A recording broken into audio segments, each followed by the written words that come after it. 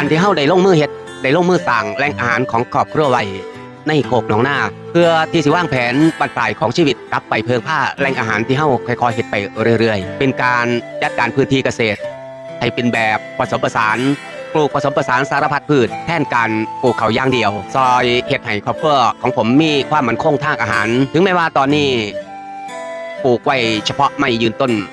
นานาชนิดเพราะว่าเฮายังอยู่ในเมืองใหญ่เพื่อขายแรงงานอยู่จังบ่สามารถที่สิปลูกพืชอายุสั้นได้ใต้ต้นอย่างหน้าที่อายุประมาณ2 ปีกว่าๆก็ได้ทำการโรยเชื้อเห็ดละโงกทิ่มไว้เพื่อในมือข้างหน้า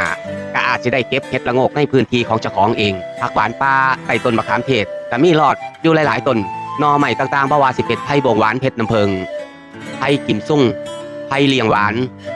ก็เริ่มออกนอในหน้าฝนจนกินกันบ่ทันช่วงหน้าฝนต้นกระเจียวหวานก็สิออกดอกบานสะพรั่งเต้ไปหมดสะเดาหวานพันธุ์ขาวพองก็เริ่มออกดอกหลายๆต้นแล้วซึ่งในพื้นที่ของเฮาเป็นพื้นที่ปลอดสารพิษเชื่อว่าในมือที่เฮากลับไปใส่ชีวิตในบรรปลายของชีวิตคิดว่ากระคงสิบ่อึดแนวอยู่แนวกินดอกพี่น้อง